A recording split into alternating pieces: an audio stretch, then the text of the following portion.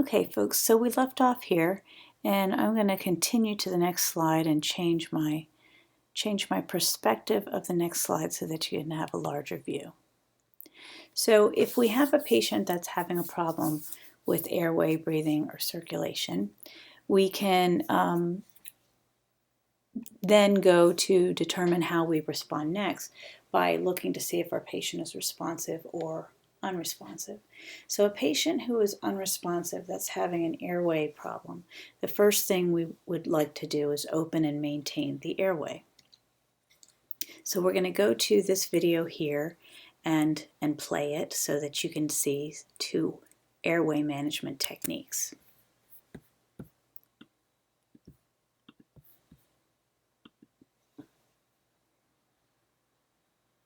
Airway maneuvers are simple steps you can take to keep a patient's airway open when they are obstructed. There are two such maneuvers, the head tilt chin lift and the jaw thrust. The head tilt chin lift is performed by placing one hand on the patient's forehead, tilting their head back, whilst using your other hand to lift the chin up away from the bed. This should bring the soft tissues of the oropharynx forward, reinstating the patient's airway.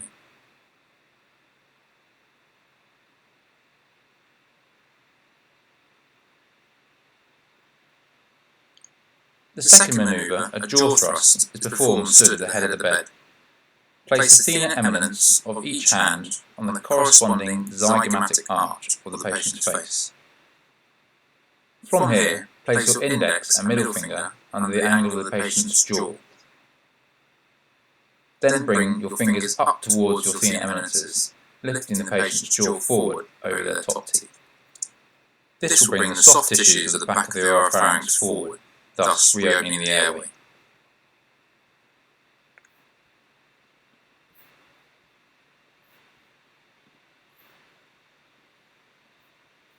So let me pause for a moment and bring the screens back in line. So again, in our patient who's unresponsive, we can attempt that jaw thrust maneuver if we suspect that there was any trauma involved. And we can also consider a head tilt chin lift in the patient that we don't suspect has trauma.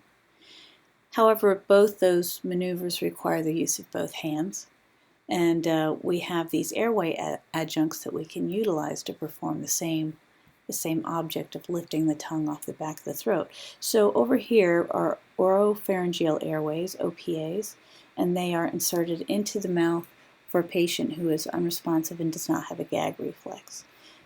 In a patient who's responsive, we can consider an NPA, or nasopharyngeal airway, and we will review how to administer those when we do our airway lab. The next thing we'll look at is our patient's ability to breathe adequately. So we define adequate breathing as having both an appropriate rate and an appropriate and equal chest rise. If a person is breathing too rapidly or too deeply or too shallowly or too slowly, the person is said to not be breathing adequately. That's a ventilation problem. The mechanics are the problem in affecting how a person can exchange gases, which is of course respiration. So ventilation informs respiration. If we have a problem with the mechanics of ventilation, then we are going to see quite possibly that our patient is not breathing adequately. And at that point we can consider assisting their ventilations with a bag valve mask. We squeeze the mask to push air into the thoracic cavity or into the lungs. So again, this is for people whose rate typically is less than 8 or greater than 36, although we can certainly use it on people whose rate falls within normal limits but has a poor chest rise. Even if they're awake, it's possible to use this on a person. If a person has adequate respirations, but we want to support their ability to exchange gases, then we can put them on a non-rebreather mask. Both of these means of implementing or administering oxygen will require that you use between 10 to 15 liters per minute oxygen. Next, we'll assess circulation, and we're simply looking for the presence of a pulse. We're not figuring out an actual rate by waiting the full 30 seconds, because again, we're trying to ascertain if our patient has any life threats. That 30 seconds is a long time just to get an accurate number. So we want to find out at this juncture simply, is there a pulse or not? Does it seem to be overly fast, overly slow, within normal limits? Or can we also describe the quality? Is it weak and thready? Is it strong? Is it overly strong, which we refer to as bounding and can indicate a closed head injury or hypertension? And then we also want to describe whether or not it's regular or irregular, because it should be clicking along in a regular manner. Now, if our patient is responsive, we can simply observe our patient for a patent airway, adequate breathing, and for pulses. All right, so we don't have to break it into pieces as much, and when they're unresponsive, we have to take greater care to make sure the ABCs are there. In our responsive patients, we know that people can't be awake unless they have a pulse and are breathing in some regard, and typically they'll have some type of airway, but we might need to modify either the airway and or the breathing. The next consideration, and oftentimes we can garner this information on our first arrival at the patient's side, is going to be the skin color, temperature, and moisture, so the quality of the skin. So we can imagine what pale skin looks like. In a person of color, if their pigmentation is very dark, you can always pull down the bottom lid just slightly, and if it looks overtly pale, that patient might have pale mucous membranes, which means that the perfusion, the gas exchange, is not adequate in the tissues. Otherwise, we can look for that bluish coloration known as cyanosis. Jaundice, which is we see in this hand over here. Mottling is what we see in these photos down here. And this usually refers to some kind of inadequacy of circulatory system. Or we might see a flushed skin, which can mean that maybe there's an allergen that they've been exposed to, or perhaps they're running a fever. And then we'll assess the temperature. Usually it's just by touch at the beginning. Does the patient's skin feel overly hot? They might have heat emergency or fever. Is it just right warm? Then clearly there's no problem there. If it's cool, it could be a result of hypothermia, or just they're in a cool room. And then we're going to look at the moisture of the skin. So this patient here is exhibiting diaphoresis. We wouldn't expect an older man who's resting and reclining inside to be sweating so profusely. So that's the presence of diaphoresis and can indicate that he might be going into shock. We're also considering whether or not we should assess skin turgor. So if there's any possibility our patient could be dehydrated, we can assess their turgor in this manner. So in younger people, usually by the time you're 40, you might see a less vigorous response to checking the skin turgor, and that's going to be a result of just aging skin. But in people that are, in their 30s or less, typically you can lay your hand flat on a surface, pinch the skin as is indicated in this picture, and the skin will spring back if you are well hydrated. If you're significantly dehydrated, then oftentimes you'll get that skin tenting, and that can give you an idea of their hydration status. So the assessments that we will perform based on the mechanism of injury or nature of illness will typically proceed in a similar but slightly different fashion depending on whether or not our patient is injured or ill. So after we assess for the presence and adequacy of airway, breathing, and circulation, or CAB, then oftentimes we'll perform a blood sweep on a patient that has a significant mechanism of injury, or even just any unresponsive patient where we want to make sure that there isn't a source of bleeding that we haven't identified up to now. Typically, before we do a detailed assessment, we're going to remove our patient's clothing.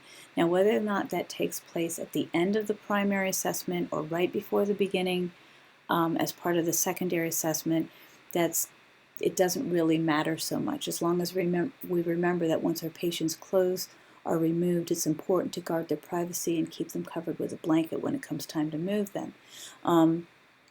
But the point of removing the clothing is, again, going to be looking for other injuries that could be life threats, imminent life threats. And so we're doing that typically in our multi-trauma patients. So if our patients slam their finger in a door, there's no need to remove all their clothing and look for other sources of injury. But if they were involved in a car accident moving at 60 miles an hour, it's possible that they could have injuries that we're not aware of. So we're looking for DCAT BTLS, which stands for the following. D is deformities, C, contusions, A, abrasions, P, double P, punctures or penetrations, burns, tenderness, lacerations, and swelling. And then we can assess our patient for sample OPQRST and start thinking about how and when to transport them at any time. So if our patient's awake, even if they're severely injured, if we want to start getting questions about what happened to them, what their medical history is, while they're awake because we're worried that they might lose consciousness soon, it's perfectly acceptable to start doing this as part of your initial primary assessment. If you want to wait till the secondary assessment, that's okay. But if you elect to obtain sample OPQRST, it's not in place of performing the primary. It's while you're conducting the primary and assessing for DCAT BTLS. So sample OPQRST is, again, gathering information about your patient's previous medical history, PMH, and the history of present illness, HPI. So S is for signs and symptoms. Signs are something I observe. Symptoms are something my patient is experiencing. Allergies is A, and that's allergies to foods, to medications, or to any other substance that gives them a marked allergic reaction. M is medications. This could be over-the-counter medications, prescribed medications, including birth control pills, erectile dysfunction medication, as well as over-the-counter herbal remedies. P is previous medical history, previous pertinent medical history. So we don't want to hear about the tonsillectomy when they were 4 years old if they're a 25-year-old person right now. L is last oral intake, anything by mouth. E is events, so what was occurring when this emergency arose. And then the acronym OPQRST has typically been used to assess a patient's pain, but I would advise that you consider using most of it to assess any sign or symptom your patient is experiencing. Some of the OPQRST will not be applicable to anything other than pain, but most of it is applicable. So, for example, O is onset. Again, it's similar to E for events. What was the patient doing when this specific sign or symptom occurred? P stands for provokes and palliates. What makes this sign or symptom worse, provokes it, or what palliates it, what makes it better. Quality is to describe the nature of it, and typically this falls more under the pain assessment side. What is the quality of the pain? Sharp, throbbing, so forth. Radiation is R. That means if the pain is moving from one location in the body to another. S is severity. 0 difficulty breathing, 0 nausea, 0 pain, 0 vomiting, or 10, the worst of any of those signs or symptoms a person has ever experienced. And then time is the chronological time, how much time has passed since this sign or symptom began. And again, we can start making decisions or thinking about how we're going to transport our patient and prepare them for transport. Once we've decided on those things, then we can begin with our secondary assessment, which is a detailed head-to-toe assessment and will include the obtaining of vital signs. Now, for our nature of illness, typically the secondary assessment, after we've assessed the ABCs for the primary assessment, typically we're going to focus on the chief complaint. We can assess for DCAT BTLS as needed, and it's possible that our patient might be having some of these DCAT BTLS issues. It's possible, depending on what's going on. Obtain sample OPQRST and get a set of vital signs from them. Once we have done this, we're going to start thinking about transport. Now, our transport decision can, again, take place anytime during the call. If we find that our patient is stable or potentially unstable, meaning their vital signs are not what we would expect or they have any level of consciousness issues, then we should make them a load and go, meaning we perform the primary on the scene and we perform the secondary assessment and the vital signs and any other interventions that are not life-saving in nature en route to the hospital. If our patient is stable, then we can consider doing everything on scene and then transporting. So again, a potentially unstable patient is someone that has either potentially unstable or is considered unstable, is someone with altered level of consciousness, altered mental status, hemodynamic instability, or the potential for any of the above. In our stable patient, we can perform all of our assessments and interventions on the scene. Now, my screen is being blocked. This determines where the secondary takes place, your transport decision. So again, the load and go refers to the secondary taking place in the back of the unit, and the stay and play refers to that the secondary can take place on scene. So the secondary assessment is also known as the detailed exam. So we're going to perform this on our localized or multi-system trauma patient, who, especially if the patient is unresponsive or has an altered level of responsiveness. If our patient is not a trauma patient, it's just a medical patient, but they're unresponsive and we're not sure how they came to be that way, it would be a good idea to consider that they might have a cervical spine injury or a hidden injury that led to their condition.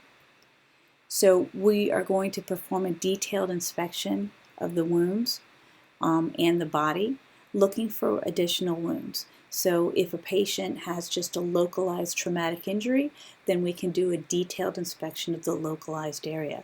But if there's any potential for multiple system injury, then we're going to do a complete head-to-toe inspection front and back of our patient. And this is when we're going to require that we remove their clothes or make them trauma naked, as we say.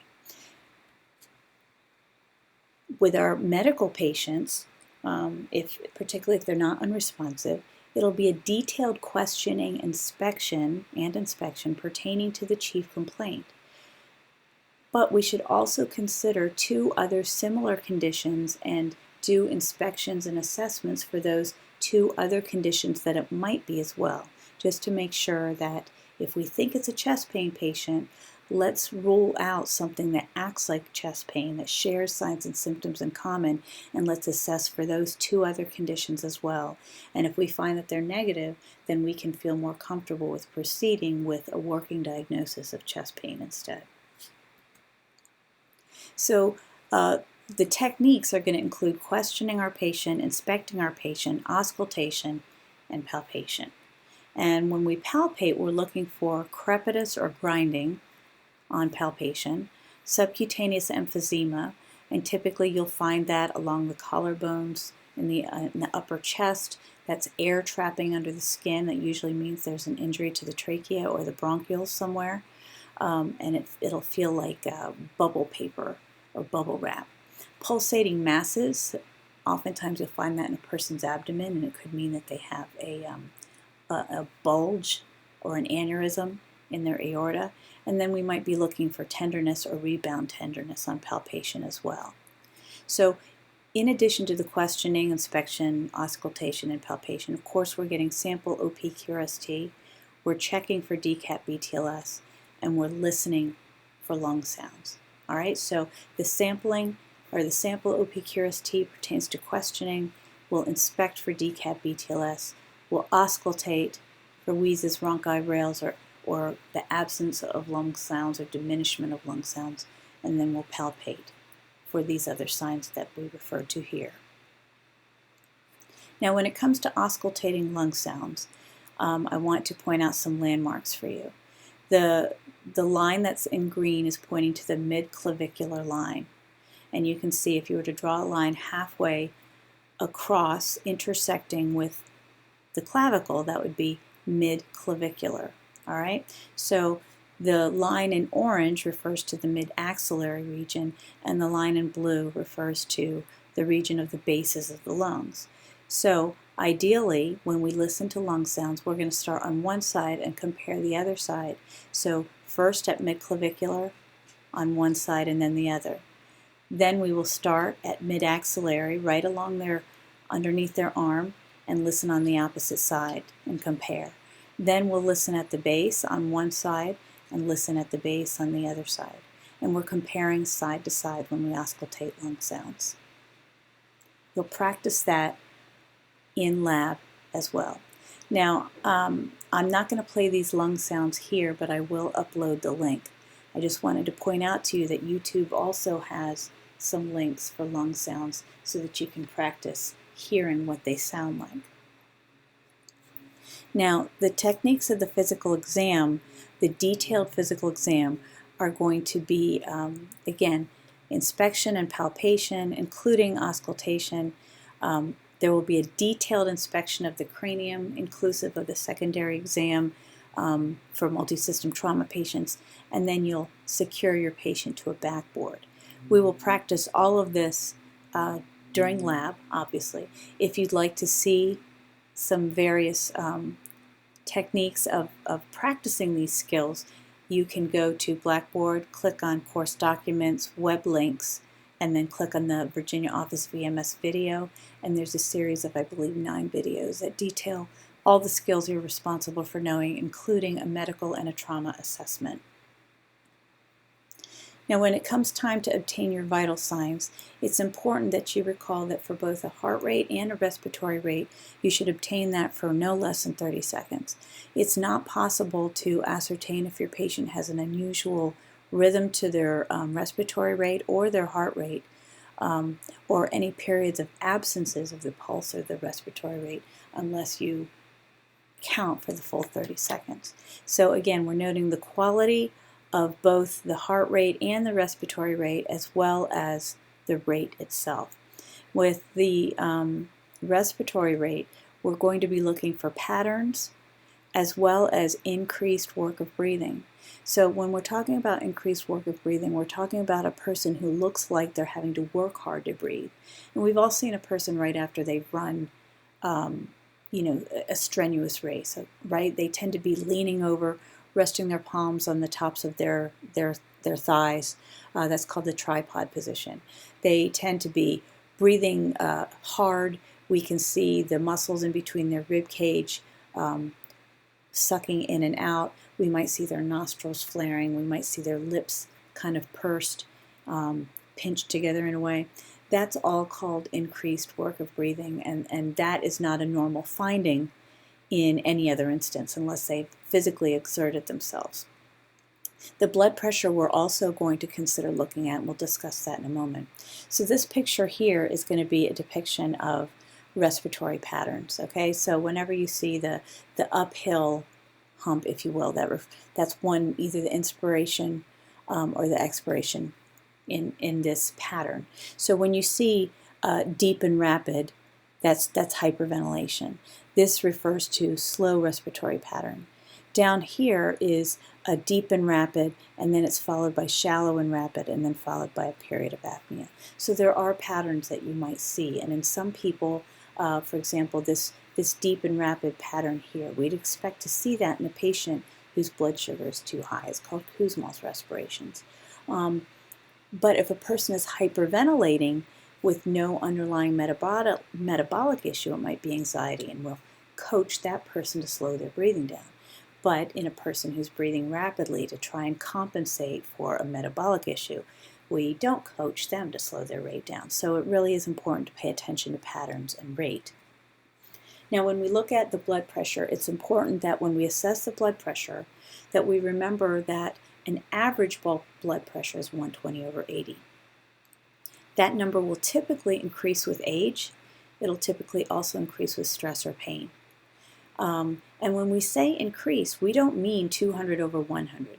A blood pressure that's that high, there's a significant issue that's underlying that, and it's typically congestive heart failure.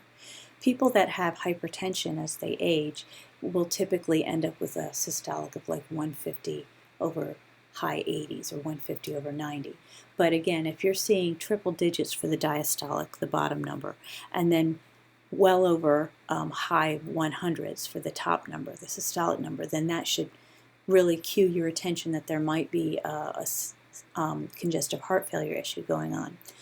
The distance between the two numbers, the top and bottom, the systolic and the diastolic, should be between 30 and 40 points, millimeters of mercury. If those numbers are closer together than 30 points, then it might be an indication that they have cardiac tamponade or it's a sign of early shock. If those numbers are very far apart, your patient is probably decompensating and going into irreversible shock. So don't pay attention only to the top number, and because a lot of people do that. They see the top number is 120 and they figure their patient's fine. But if it's 120 over 90, that's a problem. Additional vital signs that you can obtain and should obtain from your patient are going to be pulse oximetry, and ideally a normal value is going to be greater than or equal to 94%. Now, if a person has that normal value, that does not preclude the need for administering oxygen. We're going to talk about how we treat chest pain patients and the administration of oxygen very specifically, because this number, 94%, once we hit that 94, we can consider not giving them oxygen at all, and we'll discuss why that is later on. But any other patient who's having difficulty breathing and has O2 sats of 95%, we can still give them oxygen. If they're a trauma patient and they have O2 sats of 95% and they're a trauma patient, we can still consider giving them oxygen. We're really married to the 94 for our chest pain patients. Capnometry is a measure of end-tidal carbon dioxide. So what we're looking for is ideally when people exhale, the amount of carbon dioxide contained in the air they're exhaling should equal 35 to 45 millimeters of mercury, meaning that carbon dioxide exerts that much pressure. Okay, so we're looking for a measure of 35 to 45, and it'll be a numeric value. You don't have to learn how to read waveforms. Blood glucose levels, depending on the source that you look at, it will list anywhere between 60 and 120 milligrams per deciliter as a normal finding. Okay, so anytime we use the word normal, bear in mind that there's a little bit of fluctuation permitted on either side of what's considered normal. Pupils, we're looking to see that they are equal and round and reactive to light. So we're going to do a pupil check as part of our detailed physical exam for our trauma patient, but we can always check pupils, and a lot of people do, as part of their assessment of any patient when they obtain vital signs. EMTs are now being tasked with obtaining a 12 lead, a view of the electrical activity of the heart, solely for the purposes of printing it and then passing it on to either the paramedic that they're transferring care to or to the doctor or the nurse at the ER when they transfer care. And then the last vital sign that more and more people are required to obtain in the field is a temperature. And typically that's going to be under the tongue, and it's going to use a digital thermometer. Usually we don't consider a person to be febrile or have a fever until their temperature is at least 99. And then the ongoing assessment is the last assessment that we'll perform. And technically, by definition, this ongoing assessment is continuous in nature. You're constantly observing your patient. But by definition, we're going to repeat it no less than every 5 minutes. The Q here refers to every. Lowercase q means every in medical lingo. Q 5 or 15 minutes. So if our patient is unstable or potentially unstable, we are going to check their vitals and perform the ongoing assessment every 5 minutes. If they're no doubt about it stable, then we can reassess them every 15 minutes. So that reassessment is going to include reassessing their airway, breathing, and circulatory status. It's also going to include reassessing another full set of vital signs. We want to show trends and we want to track any changes. We want to check any interventions we've performed to make sure that they're still efficacious, meaning they're still working for the purpose that they are intended. So checking interventions. So if I put my patient on a non-rebreather mask with oxygen, I want to see if it's still helping their symptoms and make sure that the bag on the non-rebreather mask is still inflated. If I didn't have an opportunity to perform other interventions that were not considered life-saving, but might provide some additional comfort or stability to injuries, now is the time that I can consider performing an intervention that I just didn't have time to perform before.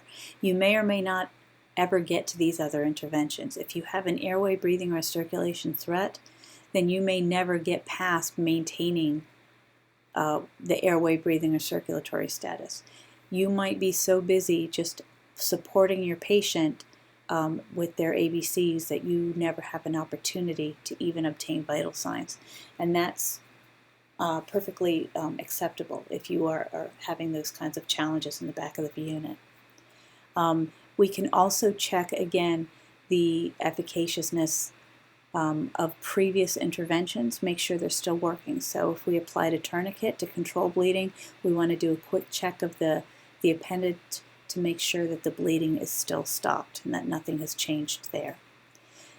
Once we've completed this primary, secondary, and ongoing assessments, at some point we'll have to deliver our radio report to the hospital.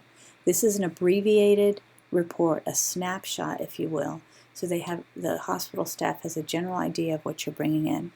Typically, you can give this radio report 5 to 10 minutes away from the hospital, and again, it's something very short. So you'll identify yourself, your unit, and a brief snapshot of your patient. So an example might be Medic 9 to Culpeper Regional, and Culpeper will respond, Medic 9, go ahead. And I might say, this Medic 9 Paramedic Bertoni, we're en route to your facility with a 50-year-old male complaining of substernal chest pain, 9 on a scale of 10. On arrival, we noted that our patient appeared to be in severe distress, and he's showing positive ST elevation. We have obtained vitals on our patient, and we have a blood pressure of 110/70, a heart rate of 68, a respiratory rate of 20. His O2 sats are 95% on room air, so we are not administering any oxygen. We've given him aspirin and 2 doses of nitro. We have an IV started, and our patient's chest pain went from a 9 to an 8. We're about 5 minutes out. How do you copy? And they'll say, we copy, we'll see you in 5. They may give you a room assignment. Then once you get to the hospital, then you're going to transfer the patient care with a very detailed verbal report.